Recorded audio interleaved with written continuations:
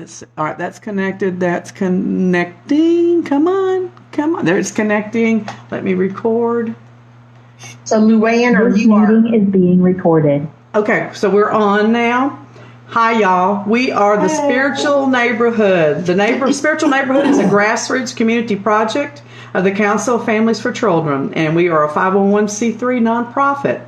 We believe that sick can be fixed, so we support services that improve the quality of life for the body, mind, and spirit for the integration of a healthy, happy human. And today we have Ann, and I'm going to let Elizabeth introduce her.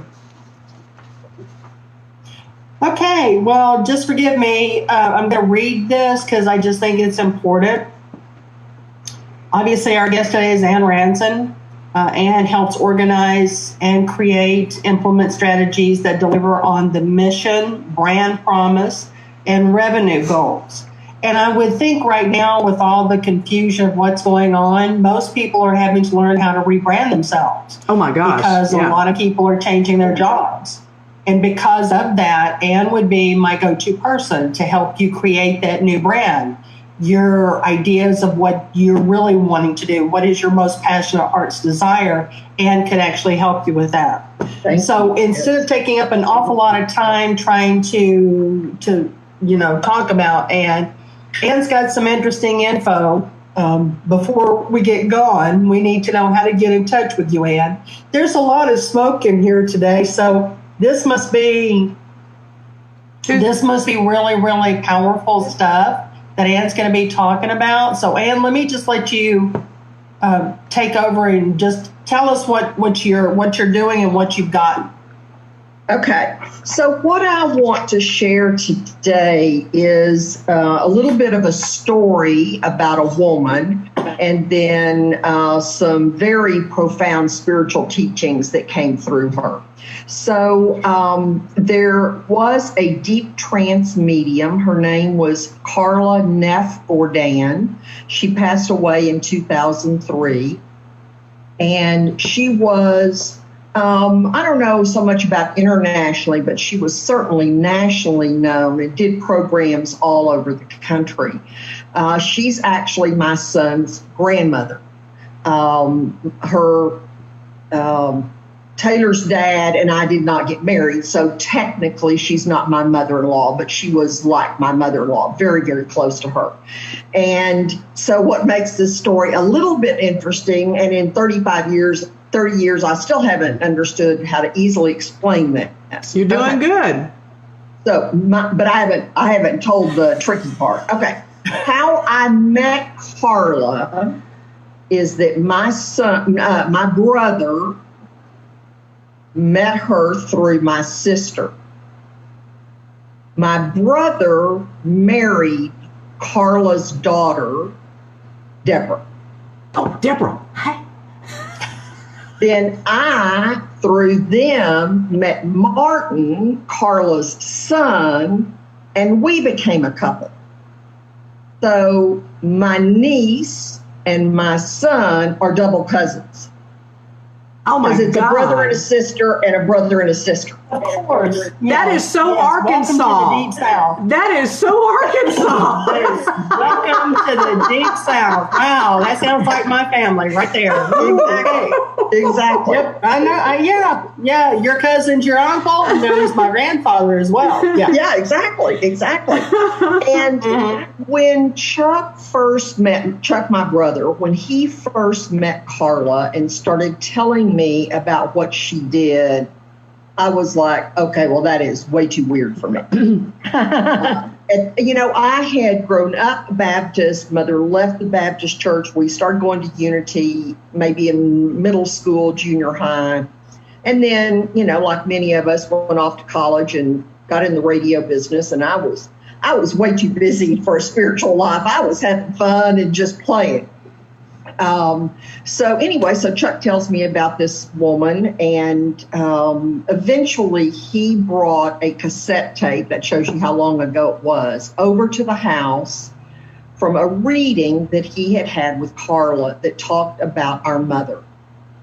Our mother had passed away in 1985. I think this would have been like 1986. And again, I thought all this stuff was way weird mumbo jumbo. And so he put this cassette in, and of course the guide started talking about something about my mother. I don't remember what it was. Something that no one would have any way to know. And it was like, oh my God, what in the world is this? And I put off having a reading with her for months, because I think somewhere deep inside me, I knew that once I had a reading, it was going to open up Pandora's box. Something, it was going to be transformative in some way. And I didn't know what that was exactly. So I wasn't sure I wanted any part of that.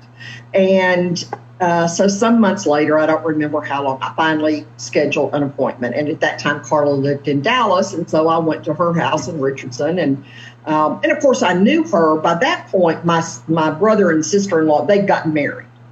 So, I mean, Carla was family at that point. Anyway, so I go and have the reading. And, you know, those of you who know me know I cry at the drop of a hat. Well, when Carla went into trance, and Mary, the name that the guide chose, I mean, she didn't have 3 words out of her mouth until I was like, because it resonated so deeply with me that I just knew that this was the truth. And I'd like to share a little bit about Carla's story and how this happened.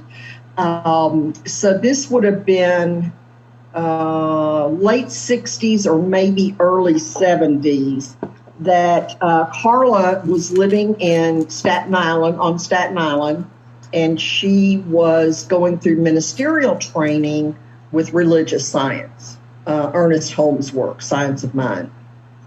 And she and her teacher, every day they'd get the kids dressed and off to school, and then they would get together at Helen's house, her teacher's house, and they'd have a cup of coffee, and then they would meditate, you know, for 2 or 3 hours.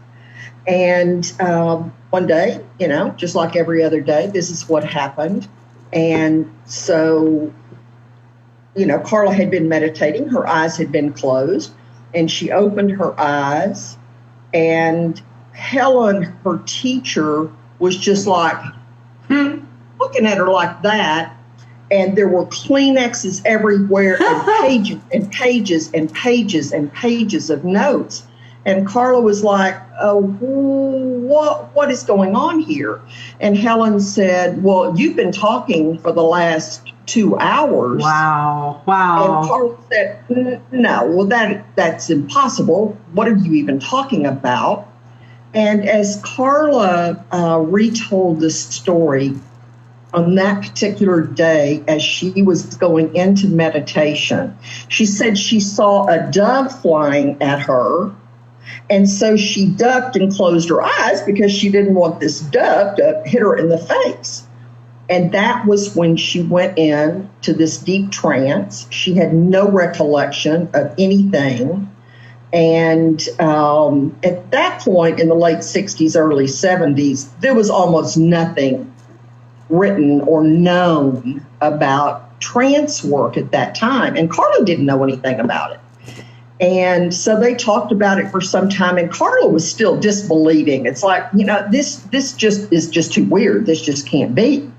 And so the next day when they got together and they got ready to meditate, Helen said, do it again.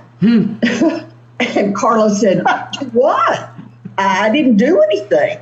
And so Carla went into meditation. She ended up going into trance. And so this happened for many days. And Carla was very uncomfortable with it. Carla was a very shy person, and she didn't want any part of this. And so they kept working with her, and Helen kept encouraging her because the information that was coming through were very profound spiritual teachings. It wasn't go to the corner drugstore this afternoon and you're going to find your long lost love mate. I mean, it wasn't any prognostication kind of stuff. And so finally, Carla said, no, I know what it was. They gave her what she called an evidentiary. And they said, okay, this is what when I say they, the guides told her and Helen to go to this particular funeral home in New Jersey and ask for the man who managed it. And that when they got with the man, they were to tell him, quote, yes, there is life after death. They didn't know the significance of it. They just knew that was the message. And so again, Shy Carla is like, oh my God, what are we doing? We're going, number one, we're going to Jersey, and who are these people and what's going on? So they finally get to the man. They're sitting across from him, and they explain, we're supposed to give you this message. Well, the man nearly falls out of his chair and said that on a recent burial, just before he lowered the casket into the ground, he put a note in the pocket of this man that said, if there's life after death, please send proof. Oh, geez. So it was like, oh my God. So Carla was still, she's starting to believe this, but it's like it's still too weird and it felt way too scary for her. Finally, she made a deal with the guides and said, okay, I'll do this, but if there is ever anything that y'all do or say that hurts someone, all bets are off. I'm not doing this ever again.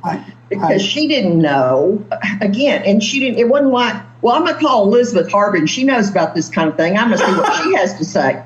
There wasn't anybody to call and talk to about this. So, which is what we do. We do that. That's what we do. So, Ann, let me interject something, because there are a lot of people across the board here that watch these things. And give us the Wikipedia definition of trance medium and what that entails, because we hear these things, but I don't want to assume that everybody knows what that means. Okay, good. Good point. And there are different kinds of trance mediums. Carla was what was called a deep trance medium. In other words, she had no knowledge or recollection of anything being spoken. In the beginning, when she first started channeling, she would go into a library. This is the way she described it. Like in her mind or whatever, she went into a library and sat and read while they said whatever they said. Well, Carla was a voracious reader, and so she'd get in the library and she wouldn't want to come back because she was having so much fun reading all this. So then they started putting her in a closet, and so she didn't want to stay too long. So that's the death. So what happens is that she basically turns control of her speaking voice to a spirit guide.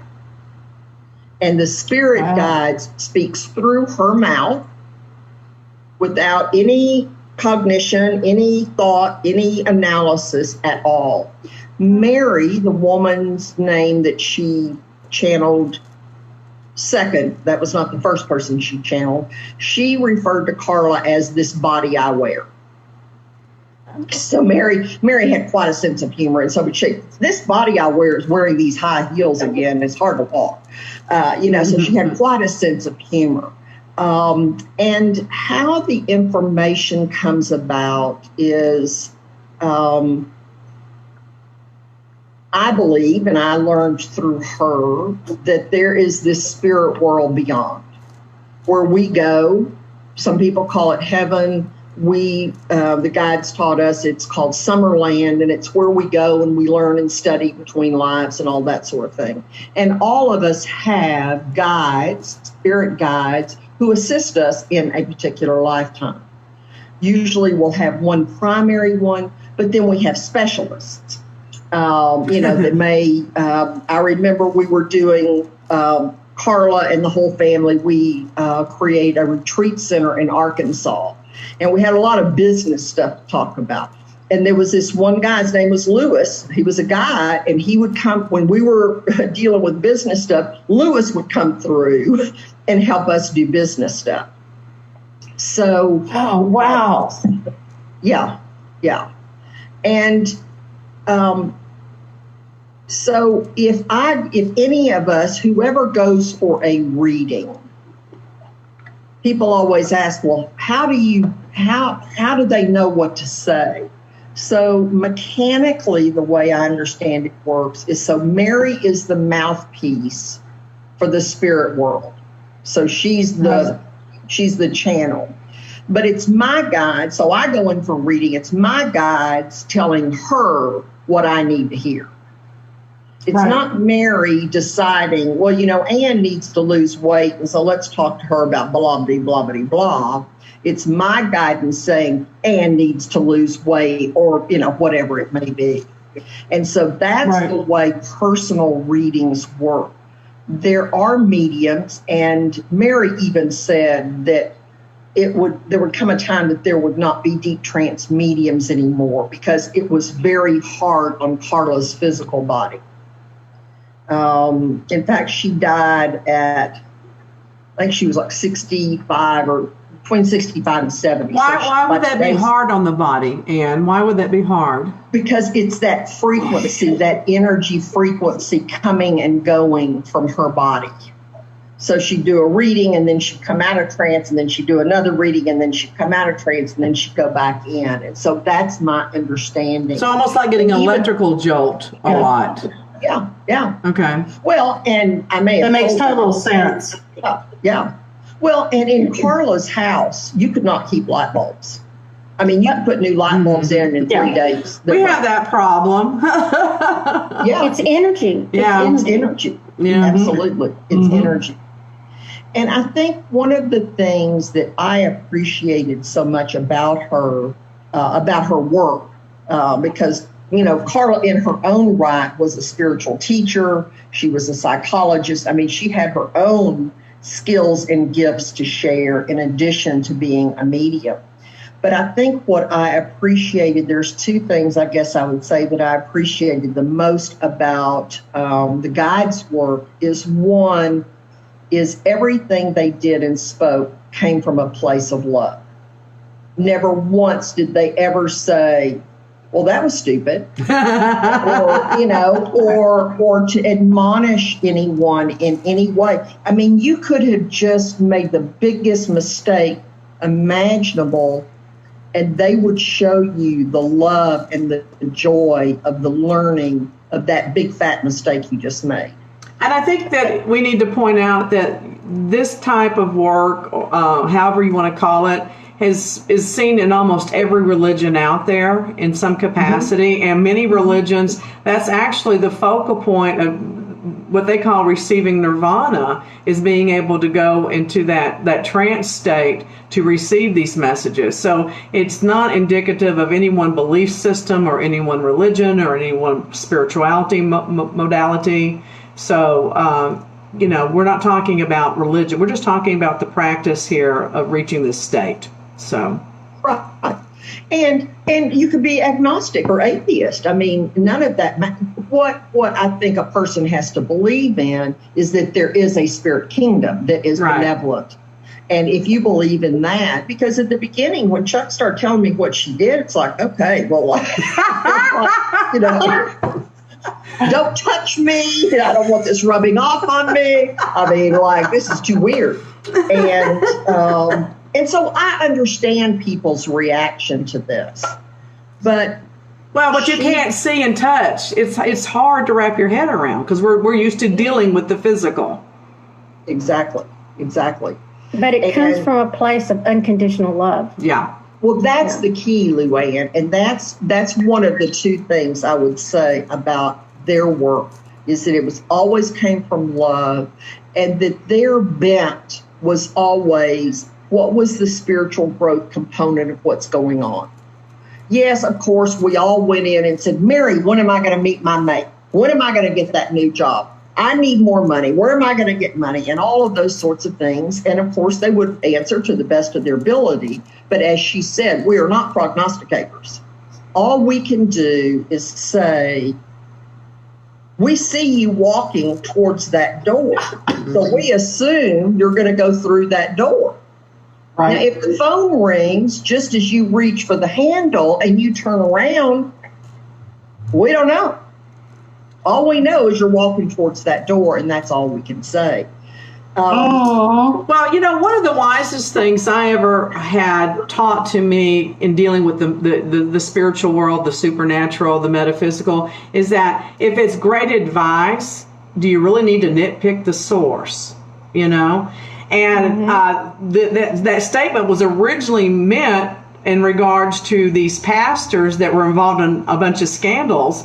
And just because they were weak men doesn't mean that they weren't delivering good messages. But it's true across the board. If it's good, loving, practical advice, do we have to overanalyze the source and the explanation behind it? Well, and even the guides would say, hey, take it or leave it. Yeah. Hold it to your heart. Does this resonate? Great. If it does, go for it. If it doesn't, throw it away. Because they had no judgment. They weren't there to say, what you should do, wagging that finger like many of us and many of them, not me, of course. Let me tell you about you what you don't know. Yeah, exactly. So when I met, that would have been 86 when I met her.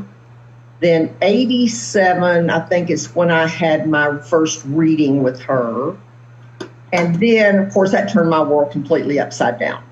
And I ended up quitting my job. I was an executive in the radio business. And one day it was just somebody told me something unethical that was going on within my operation. I still don't know if it was true or not. But I got up, left my desk, called the president of the company and said, can't do this anymore. And so at that time, Chuck and his wife, Carla's daughter, were pregnant. And so I said, well, I'm going to take a few months off. I'll fill in the office because Deborah worked for her mother.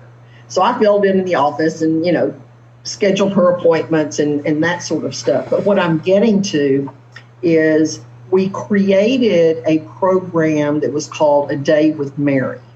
Okay, so let me pause just for 1 second. When Carla first went into trance, she channeled male energy who called himself George. Huh? George apparently was British. I never knew George. That was before my time. Apparently he was British, very proper. So when Carla went into trance with George, she was frozen. So if she happened to be going like that at the moment she went in trance, 30 minutes later, she'd still be just like this. Oh, my God. Never opened his eyes. He never moved. But they say he was wonderful. But somewhere in the mid-'80s, they said Carla had graduated. And this new guide, Mary, showed up, and Mary was just effervescent and funny, and she made jokes all the time, and she could be very naughty. There's a story about they were in Hawaii, and they were in line, Carla and her husband and the kids, I don't know, some group, they were in line to go in somewhere, and Mary just popped in and starts talking, and I think they were at some museum, and Mary pops in and starts telling the real history of everything that's going on. Hilarious. Oh my goodness. That's hilarious. On one hand, you think, oh, well, this is fabulous. And on the other hand, it's like, oh my God, who are the other people that are around here? Oh my God. So Carla did make an agreement that Mary would not come through uninvited. Yes. Yes. I'm going to use that as my excuse every time I say something inappropriate. It's not me. It's not me. Okay. My God. Name. All you got to do is come up with a name. I got one. Ignatius. Okay. So so we started doing these. You girls are so bad. I know. Ignatius.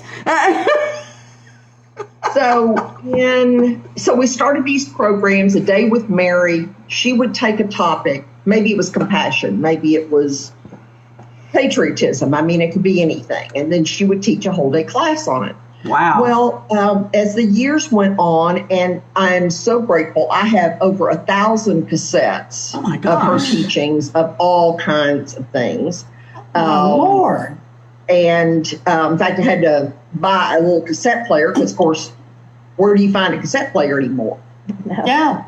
Anyway, sometime in let's see, this happened in 95. So I guess sometime in 94, in a reading, my brother asked the guide, can you give us some rules? Can you give us some guidelines and like some guardrails, kind of tell us what we're supposed to be doing down here? So we can break the rules? If we know the rules, then we can break the rules? Because the teachings that they brought through is that Earth is a school.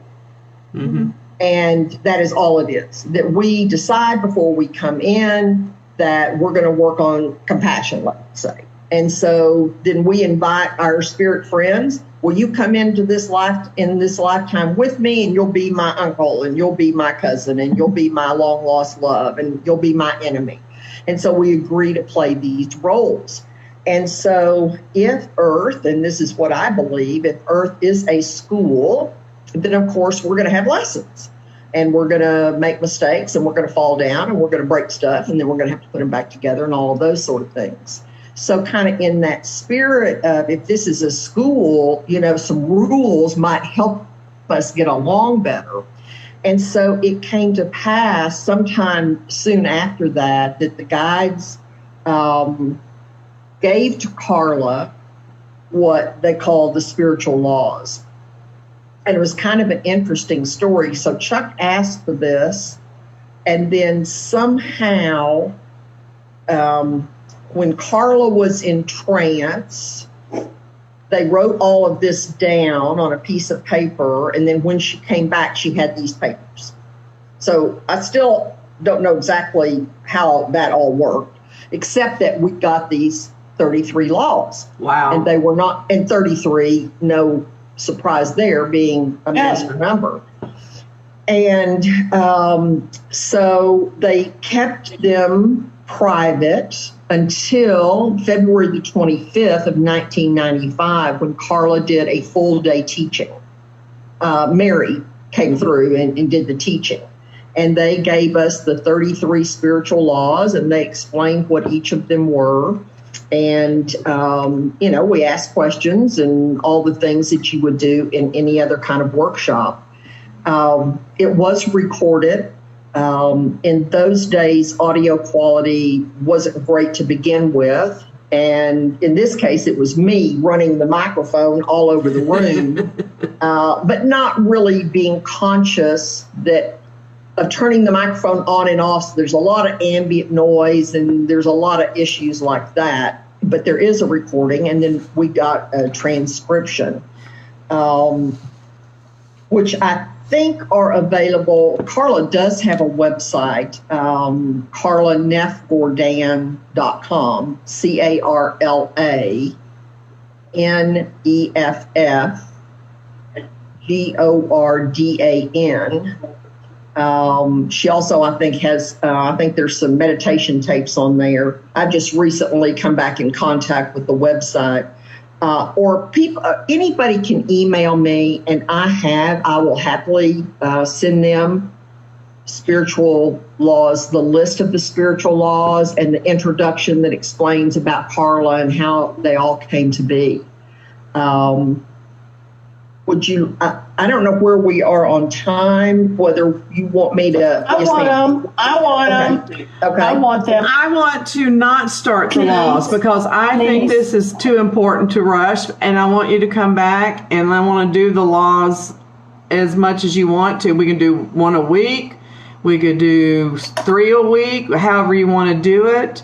I definitely want a copy of all that as well, and I don't know what the copyright issues are, if there are any, but if they can be shared, we'd be more than happy to put them up on the Spiritual Neighborhood webpage as well.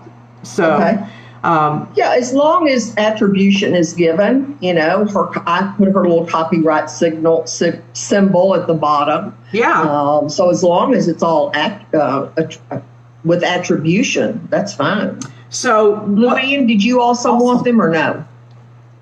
So give us one main thought that we can carry away from this today, because, you know, I'm intrigued. This stuff intrigues me, and you know, any type of I consider this all part of prophetic ministry from my perspective. You know, visions, trance work, that type of thing. This is where our messages come from, and anything that makes our lives easier, to be more enlightened, and to be better people. To me, I mean, how can you argue with that? Who cares? You know. We could go through the semantics for years, but who cares? It's the essence of the teachings. So give us one point that we can take away. Well, I think the one that I would share is there is only God. That's the number 2 law. And the reason I want to share that one today is that it is what keeps me sane during this time. Whether you talk about the pandemic or the politics or the money or the race or whatever all that stuff is. So the teaching is, okay, this is a school, and what we're trying to learn is that we are, in fact, made in the image and likeness of God. We are one with God. We aren't God, but we are one with God. And so if God made everything, and if there is only God, that means there is only good. And that doesn't mean that everything feels good. It doesn't mean that we don't suffer. It means that everything is for good. So as we navigate these extraordinary times, what I know for myself is that even though I cannot explain it, I don't understand all of it, I know that everything that is happening is for good. That we will grow through this. We will let go of stuff we don't need anymore. We'll attract things that we do. We'll become better people. Our government will become better. Business leaders will become better. That's the opportunity. Now, what we choose to do with it, each as individuals, of course, that's always the $1 million question. But if I could, so you asked me to share one, it would be that God is only good. And God is not judgmental. He is not the God I was raised with as a Baptist, where every Sunday I was told I was going to hell, and I was just a little girl. It's like, damn, I don't know what I did, but it must have been really, really bad. And how can I ever be good enough? How can we ever be good enough if we're predestined to hell? That never made sense to me. Yeah. Right. Well, I agree. Yeah. And according to the guides, sin is a Latin word that means miss the mark. I like that. That makes a lot more sense, doesn't it? Well, we all miss the mark. It doesn't mean I'm a bad person. It just means I missed the mark. Right. So I'll give it a go again. I'll try it this way. I'll try it that way. And so for me, the law that there is only God, and God translates into good, then I have to go with that. All right. I love it. I can't wait to hear the other ones, because that right there, I mean, seriously, do we need any more? That really sums it up so well.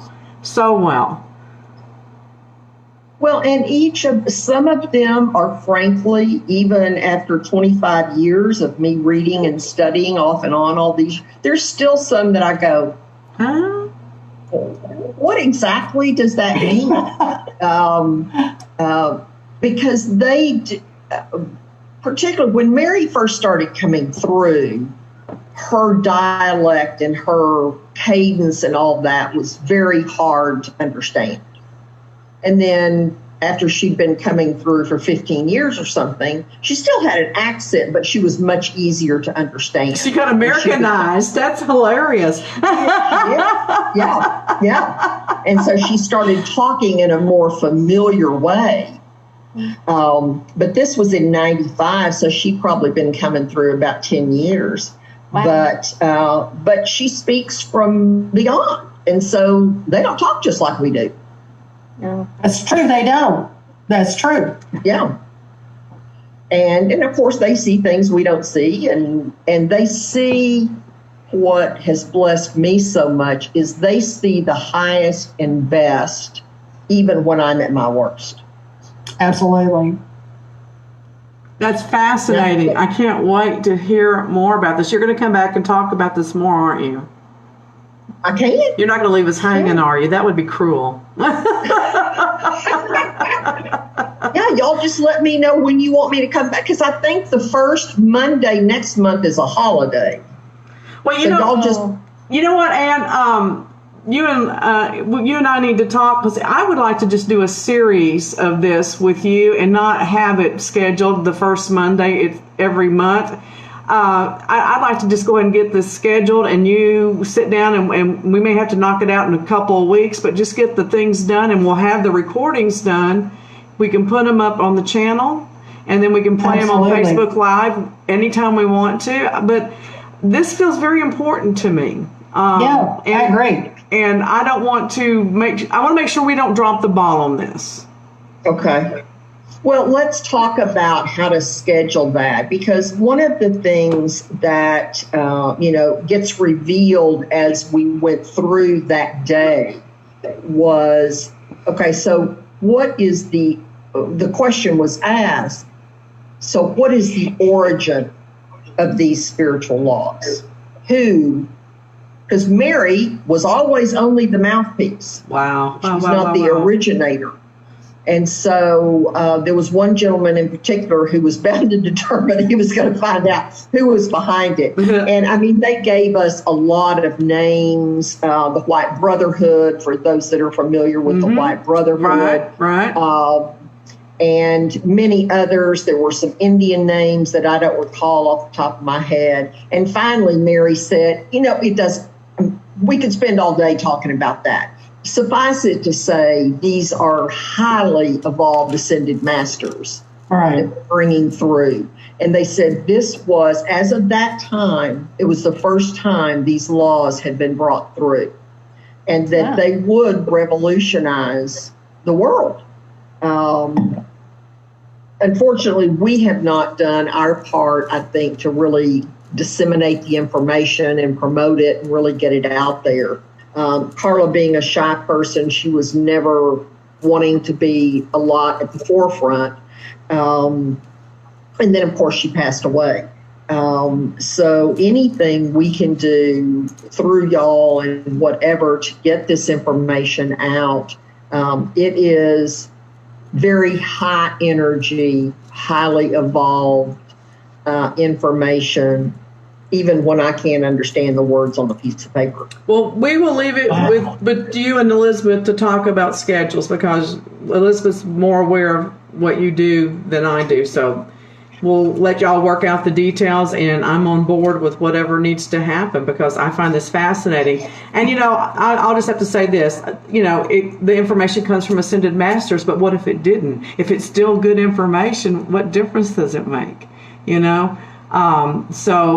But again, it's like you said, let's get it out there to people, because people seem to be getting hungrier and hungrier for some answers and something that they can put their teeth into and hold on to and embrace. So let's get it to them, Yeah, because, maybe out of these 33, there's only 2 that resonate with a person.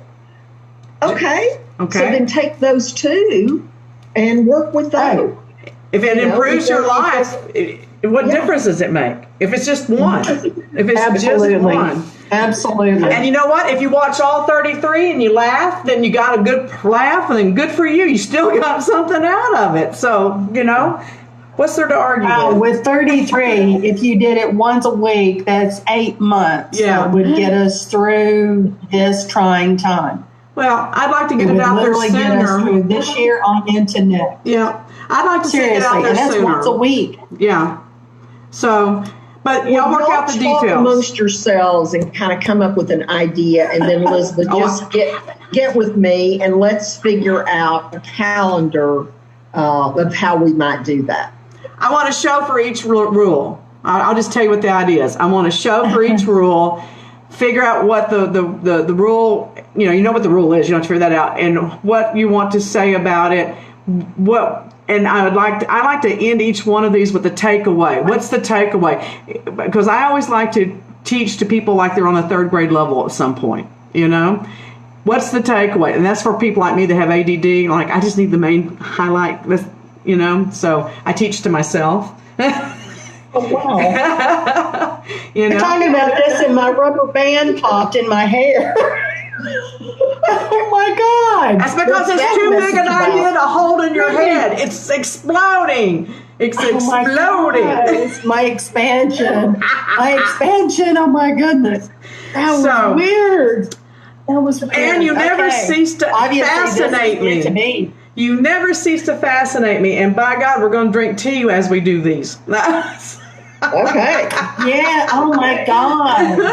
I'm what drinking a great tea today. idea. It's cold tea, but I'm drinking tea today. Okay. What a great idea. So, all right, Ann, tell people how to get a hold of you, and then we're going to let you go and let Elizabeth go do her thing, and I'm going to process this. I got a lot out of just this part. It spoke to me. It Wow. really did.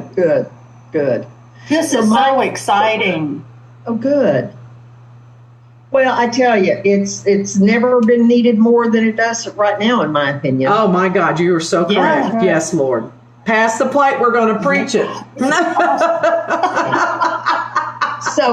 So to reach me, my email is ann@annranson.com. So that's ANN, no E, at ANNRANSON.com. I love it. I love it. And so if anybody's listening that wants to get a list of the laws and that introduction, I'm going to send it to y'all. And then anybody else, just email me at ann@annranson.com and I'll send that to you.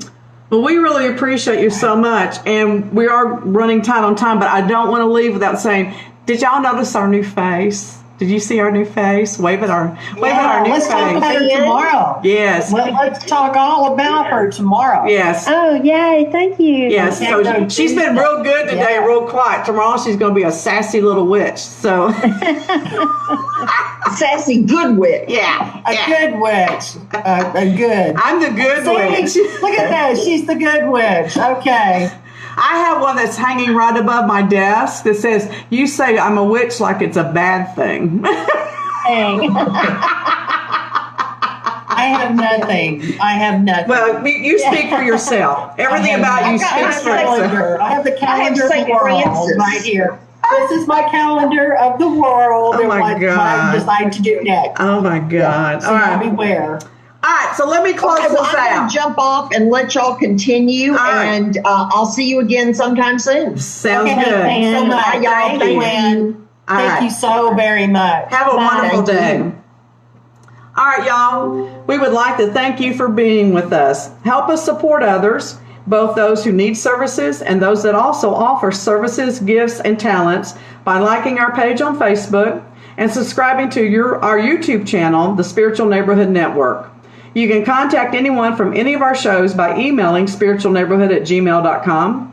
And if you offer anything that makes people laugh, smile, sing, or feel better, you are a holistic healer, and we want to talk to you.